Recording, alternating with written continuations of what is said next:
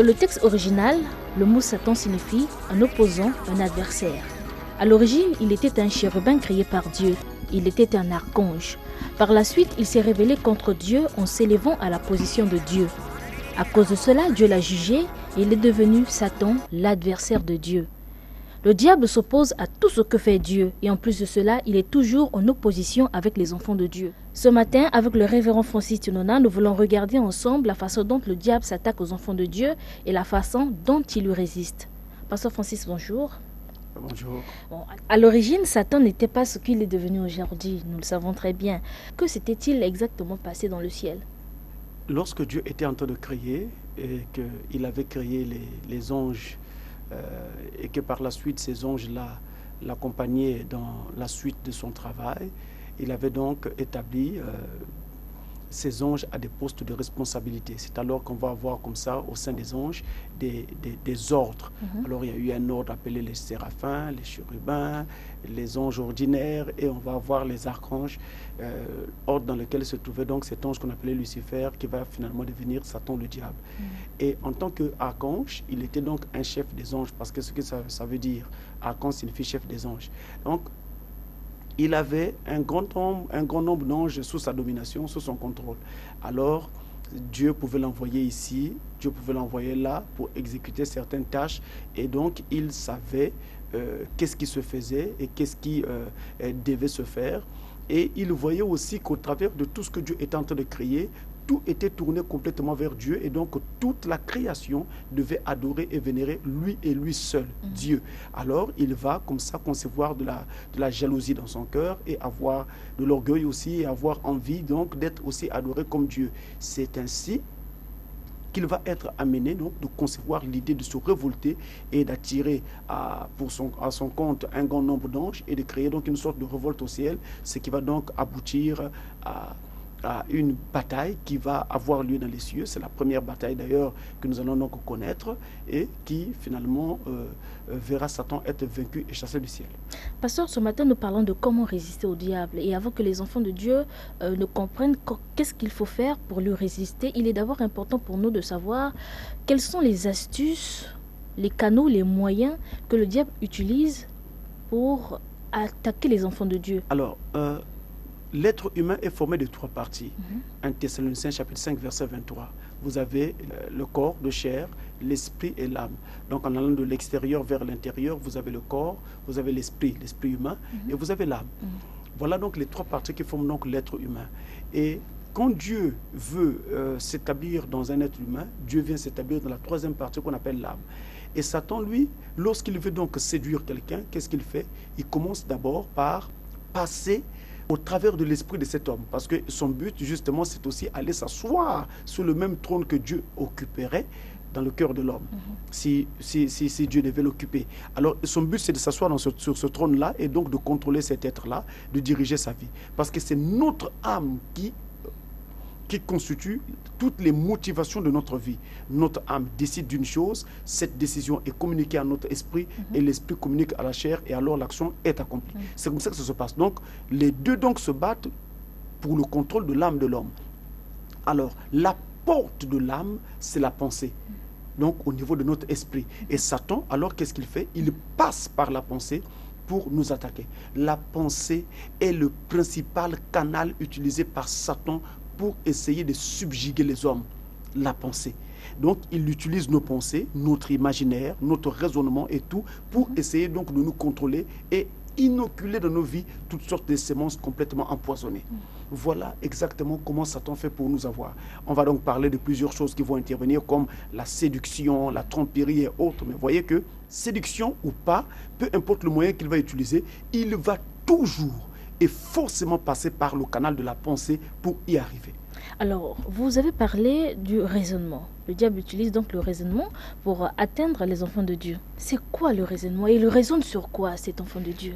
Pourquoi on parle du raisonnement? Parce que le raisonnement est une bonne chose. C'est le fait de raisonner, d'être rationnel sur les choses, d'être objectif sur les choses. D'ailleurs, c'est inné à l'homme. C'est inné à l'homme, ça fait partie donc de ce qui constitue l'homme. Donc, il n'y a aucun mal à cela.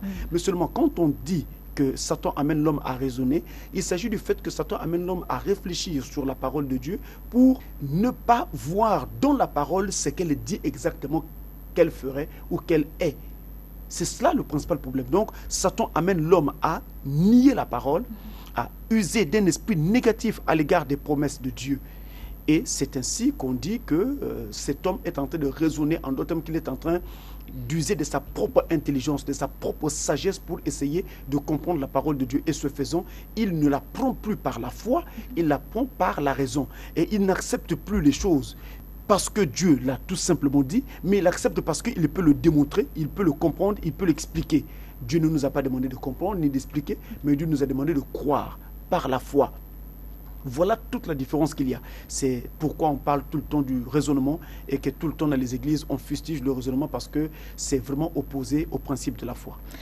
Pasteur, le diable sait très bien que les enfants de Dieu ne seront jamais séduits. La Bible le dit d'ailleurs. Ils lui résisteront même s'il les attaque. Mais malgré cela, comment arrive-t-il à tenter les enfants de Dieu et pourquoi le fait-il ?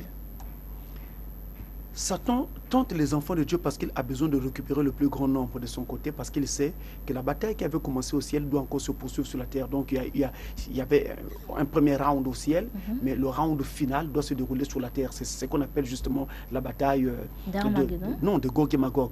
Donc ça sera la toute dernière bataille qui va mettre fin, un terme à tout, et ça sera terrible. Alors pour ce faire, il a besoin donc de grossir les rangs de son armée. Mais comment grossir les rangs de son armée? C'est en amenant beaucoup plus de gens à pécher, à s'éloigner de Dieu et à être rejetés par Dieu. C'est pourquoi il séduit les hommes, c'est pourquoi il tente les hommes, c'est pourquoi il amène toutes sortes de confusion et de troubles dans les esprits des hommes afin qu'ils rejettent la parole et que la conséquence soit leur rejet de Dieu. Alors, c'est ce qui se passe. Voilà pourquoi il tente les hommes. Maintenant, il s'y prend par ces moyens dont nous avons parlé tout à l'heure. Le raisonnement, la séduction, mais il passe toujours par la pensée. C'est toujours par la pensée qu'il passe. Pasteur Francis, plusieurs intervenants veulent bien réagir en rapport avec le thème, mais nous allons nous intéresser à Souza Christie qui a des questions à vous poser. On suit ces questions. J'ai 2 questions à ma disposition. La première est celle de savoir si nous pouvons dire que nous résistons au diable et malgré tout constater certaines faiblesses dans notre marche chrétienne. Et la seconde est celle-ci. Le frère Branham nous dit que la maladie est un démon. Et à quel moment donc la maladie peut-elle se convertir en démon? C'est-à-dire la démonologie se convertir en quelque chose de quantifiable par la médecine. Alors, notre téléspectatrice pose des questions très pertinentes. Je vais essayer de répondre de cette façon. Il est vrai que chaque jour, un chrétien essaie donc de se rapprocher de son Dieu, de se parfaire dans sa marche. Et donc, l'idéal pour le chrétien, ou le but poursuivi, c'est donc tendre vers le but de la vocation céleste, donc être parfait en Christ. Mais cela ne veut pas dire que nous ne pouvons pas connaître des faiblesses. Parce que justement, pourquoi nous travaillons? Nous travaillons parce que nous voulons corriger les erreurs qu'il y a encore dans nos vies. Nous travaillons, nous nous mettons au travail, nous prions, nous gênons, nous écoutons la parole, parce que justement nous voulons corriger ce qui n'est pas encore à sa place dans nos vies. Et donc, il est possible que nous puissions constater des erreurs ou des manquements dans nos vies. Mais quand un chrétien a constaté un manquement dans sa vie, la première réaction de ce chrétien né de nouveau, c'est de se débarrasser de cette chose le plus rapidement possible.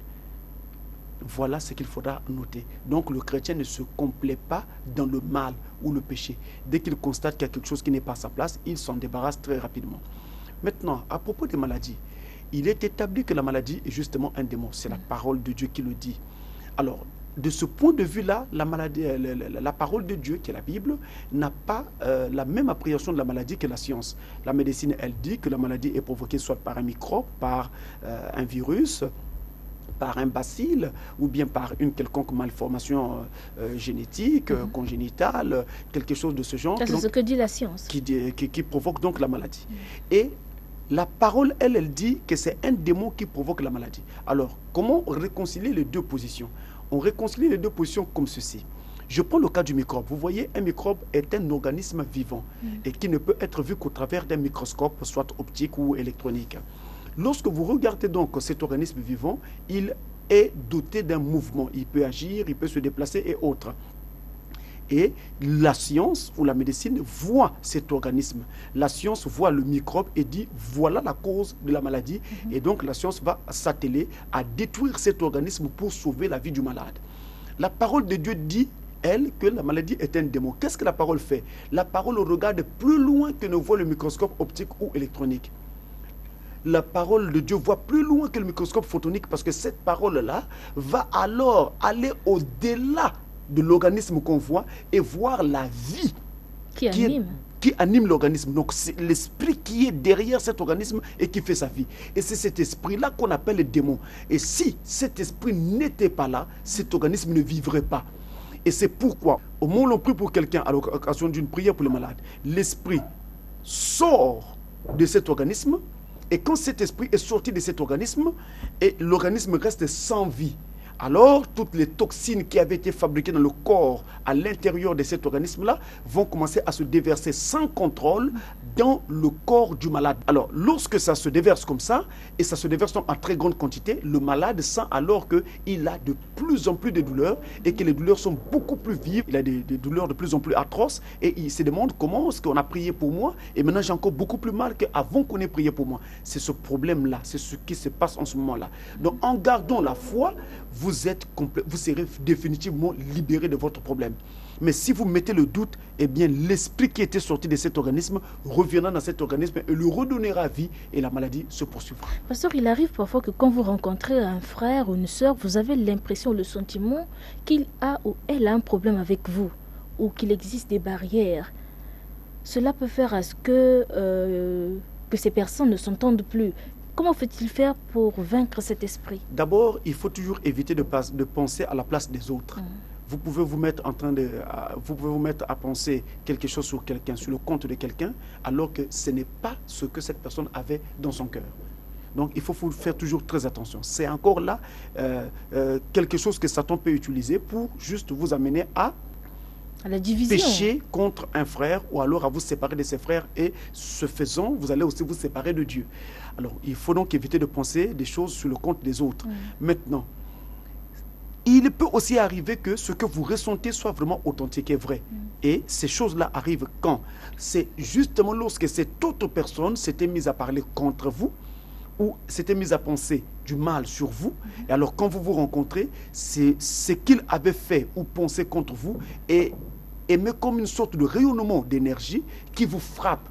Vous arrivez alors à vous rendre compte qu'il y a comme une sorte d'atmosphère qui vous entoure en ce moment-là lorsque vous vous rencontrez et vous ne vous sentez pas à l'aise vis-à-vis de cette personne. Il n'y a pas une communion parfaite. Ça ne collabore pas tout de suite.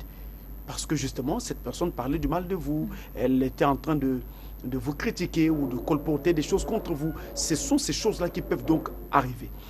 Mais ce que je conseille, c'est que si vous pensez ou avez le sentiment que quelque chose ne va pas avec quelqu'un d'autre, au moment où vous vous rencontrez, vous avez ce sentiment-là, essayez d'en parler avec la personne. Vous verrez que vous allez parfois très rapidement sauver une situation et même aussi aider une âme à sortir de quelque chose dans lequel Satan commençait déjà à l'enfermer. Pasteur, vous avez dit en amont que le diable utilise la pensée de l'homme pour le pousser à la tentation ou l'attaquer. Mais est-ce qu'une personne peut perdre sa santé mentale si elle est constamment obsédée par les pensées sataniques ou immorales? Oui, naturellement. Quelqu'un peut perdre sa santé comme ça, c'est tout à fait naturel. Et comme nous acheminons vers la fin de notre émission, Pasteur, nous allons suivre la question de Vanel.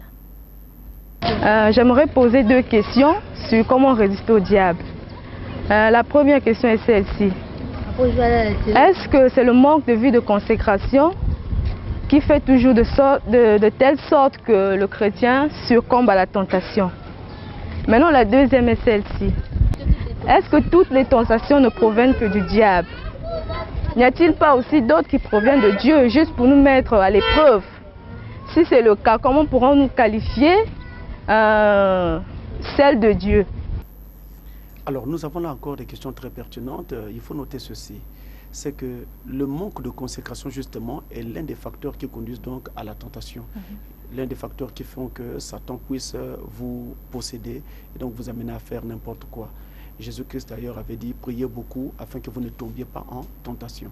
Donc c'est un des facteurs qui peut amener là, parce qu'il y a plusieurs autres facteurs, comme par exemple la méconnaissance de la parole. Si vous ne connaissez pas la parole de Dieu, vous allez donc finalement facilement tomber sous la tentation de Satan parce qu'il vous demandera de faire des choses, vous n'aurez aucun élément de contrôle, aucune norme pour juger de tout et vous allez être égaré. Donc, il y a beaucoup de facteurs qui peuvent donc conduire quelqu'un à la tentation. Il y a par exemple un autre facteur comme le fait, par exemple, de manquer du nécessaire. Une jeune fille qui manque vraiment du soutien nécessaire, il n'a pas de parents, elle est orpheline, il n'y a aucun soutien, elle ne sait pas comment se scolariser. Vous voyez qu'elle devient une proie pour toutes sortes d'esprits mauvais, des gens qui sont possédés vraiment par le diable, qui vont donc l'entraîner dans des voies complètement sombres. Parce que cette fille-là n'a pas de soutien. Donc le manque de soutien peut être justement une occasion pour que Satan possède votre vie. C'est ce qui est arrivé dans la Bible à une femme qu'on appelait Rahab, qui était devenue prostituée simplement parce que ses parents étaient morts depuis qu'elle avait 9 ans. Et donc elle a eu à batailler très dur pour survivre et arriver à l'âge adulte. Maintenant, en ce qui concerne la seconde question, il n'y a aucune tentation qui vient de Dieu. Toutes les tentations viennent du diable. La Bible est claire. Dieu ne tente personne et il n'est lui-même aucunement tenté par le mal. Donc, toutes les tentations ne viennent que du diable et non pas de Dieu. Maintenant, par contre, Dieu, lui, ne vous tente pas, mais Dieu, lui, vous met à l'épreuve. Il y a une différence donc entre la tentation et l'épreuve. La tentation est une influence qui agit sur vous pour vous conduire à pécher, à commettre une faute. Alors que l'épreuve est une difficulté qui surgit sur votre chemin pour voir comment vous allez réagir et quel est donc votre degré de fidélité à la parole de Dieu. C'est ça toute la différence. Dieu nous met à l'épreuve, mais Satan, lui, nous tente. Nous avons étudié avec vous les astuces que le diable utilise pour tenter les enfants de Dieu. Comment alors faire pour lui résister ? Alors, la clé pour résister à Satan, nous trouvons cela dans Matthieu chapitre 4. Jésus-Christ, lorsque Satan l'a attaqué pendant qu'il revenait de son jeûne de 40 jours, il ne s'est pas réfugié derrière sa divinité, mais il s'est réfugié derrière sa parole. Il disait à Satan, « Arrière de moi Satan, car il est écrit. Arrière de moi Satan, car il est écrit. » Donc, il s'est réfugié derrière la parole. C'est la parole qui est la meilleure barrière, la meilleure protection contre les tentations de Satan.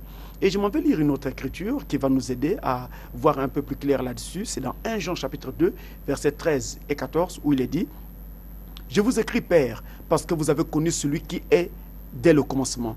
Je vous écris, jeunes gens, parce que vous avez vaincu le malin. Je vous ai écrit, petits enfants, parce que vous avez connu le Père. Je vous ai écrit, Père, parce que vous avez connu celui qui est dès le commencement. Je vous ai écrit, jeunes gens, parce que vous êtes forts et que la parole de Dieu demeure en vous et que vous avez vaincu le malin. » Le dernier verset que je viens de lire nous montre comment nous arrivons à vaincre le malin. C'est par la parole de Dieu qui habite en nous. Il est donc primordial, il est impératif, il est donc très important que chaque enfant de Dieu puisse avoir une connaissance parfaite, précise de la parole de Dieu. Voilà pourquoi dans une église chrétienne, il ne faut pas avoir seulement des pasteurs. Il ne faut pas avoir seulement des évangélistes et des apôtres. Il faut aussi avoir un docteur. Même si vous n'avez pas un docteur dans votre église, mais il faut qu'il y ait de temps à autre un docteur qui vienne enseigner à l'église. C'est cet enseignement qui donnera la foi parfaite aux enfants de Dieu, la colonne vertébrale que l'église est censée avoir. Si vous n'êtes jamais enseigné, tout le temps c'est un évangéliste qui vous prêche, un apôtre ou un pasteur, vous n'aurez pas la foi qu'il faut et vous n'aurez pas la colonne vertébrale qu'il faut. L'enseignement, c'est la colonne vertébrale de l'église. Pensez-vous que d'autres ministères ne peuvent pas enseigner ? Tout ministère peut enseigner. Les autres ministères peuvent enseigner. Seulement, ils ne peuvent pas enseigner à la même hauteur qu'un docteur, quelqu'un qui est établi pour cela et qui en a reçu la mission de Dieu. Pasteur Francis, merci. C'est moi. Le message continue sur canal-7.net.